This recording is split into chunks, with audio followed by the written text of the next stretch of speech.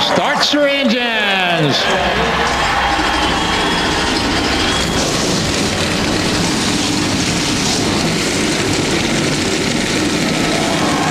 This is the day that we would just have to expect the unexpected. What do you think?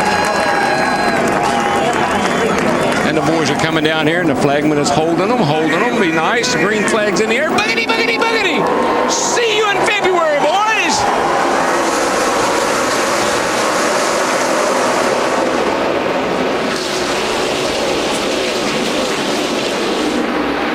See, Kurt Busch, our pole sitter in that 22 car, took the outside, but Montoya fights back off two, side by side, down the back straightaway.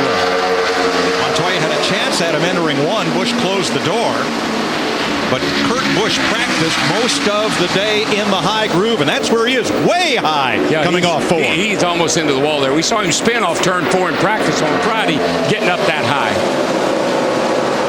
Yeah, he was up above the black, which means there's no grip up there that high up the racetrack. Lead change. Kyle Busch goes after Montoya on the bottom of turn number 2. Eases up the racetrack, but Montoya has the launch off the corner.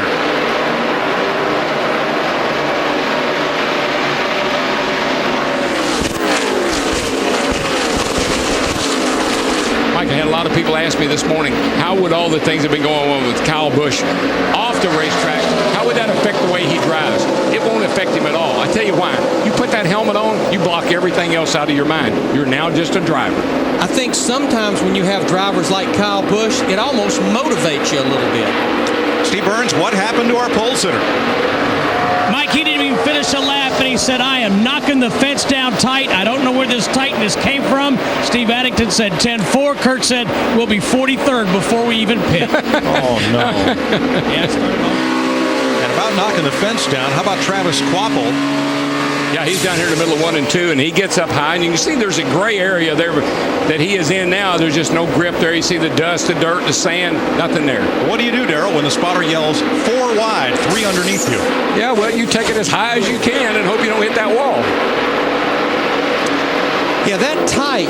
Kurt Busch is turning the steering wheel, and the front wheels are not responding. They're just sliding up the racetrack. Larry, I wouldn't panic if I were him.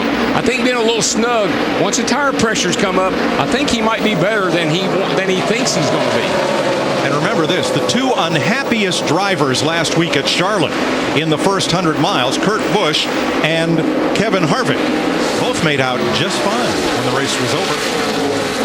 I think Kurt's almost one of those guys that he starts the race looking for something that's going to go wrong. He's just had that kind of start to this season. Joey Logano battling for 3rd, and here comes Boyer in 33 on the inside. He won the truck race here yesterday. And up toward the front, 3 under a blanket. Brian Vickers, 83. Kurt Busch, Joey Logano. But you see right there, Kurt is already coming back. He fell back, and he's going to make a pass here. That car is going to be a lot better than I think he realized when he said that on the radio. Yeah, quite honestly, making an evaluation before the completion of lap 1, that's a little quick. I'd have probably said if you get it down in the groove, it might handle a little bit better. And with them is the point leader, Carl Edwards. In 6th place. There's a gap back to Truex in 7th. Harvick, Stewart, Menard, and Biffle. Jamie Mack on the outside of the 4 of Casey Kane and Jeff Gordon. Yeah, Jamie McMurray in the 1 started in the 6th position. He's already fallen back to 18th. We anticipated this would be a day of comers and goers the way qualifying unfolded. 5th place on your left. Brian Vickers moving back. Carl Edwards moving up into the 5th spot. Yeah, qualifying was, there was advantages to going early and there's a huge disadvantage to going late. Everybody's on the same page today. Everybody started at the same time.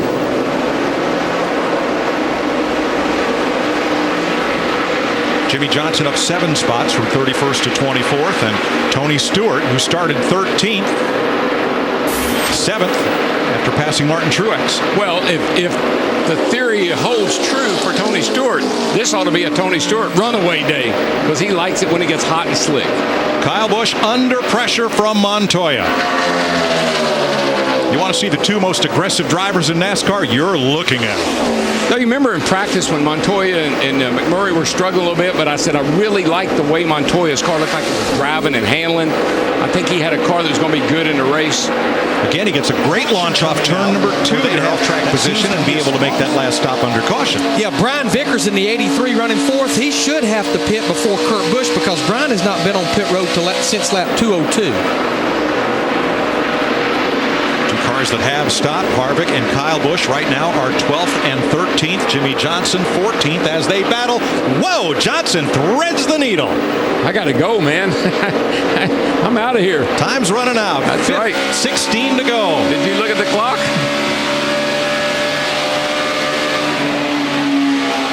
One thing about it, Larry, as this season unfolds, these crew chiefs are going to get smarter and smarter about this fuel mileage game, this game that they're playing. Brian Vickers pits out of 4th place, and that'll take him from the lead pack.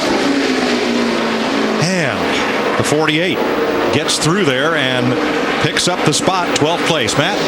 Mike, the drama meter also high for Tony Stewart in the 14. They've gone back after the last stop. They've recalculated the numbers. Darian Grubb just told Tony they are about 1 lap short of making it on fuel.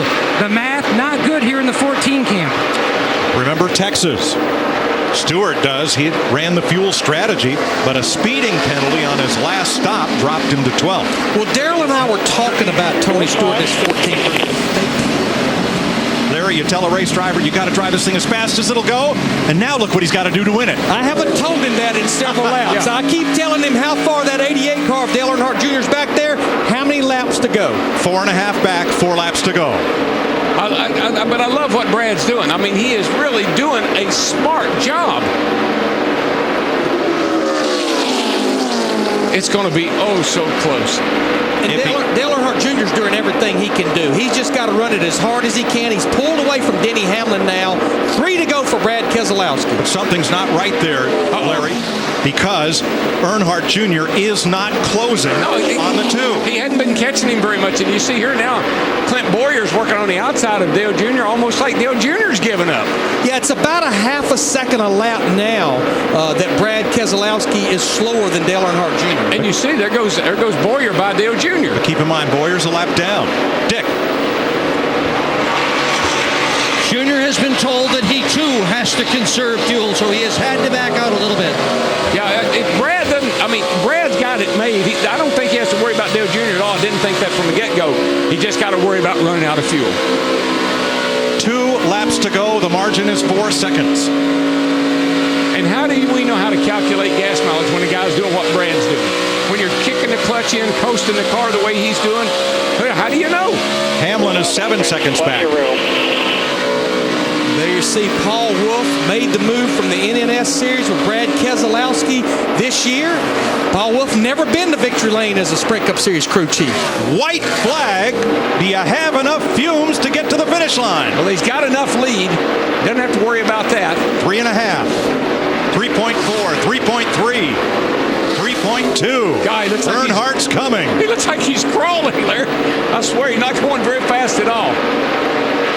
3 seconds. If he can get in here, and if he can get this thing headed toward the start-finish line. Half a lap, half a mile to go. 2.9. You can coast from there. You can shut it off and coast. 2.8. Brad Keselowski survives.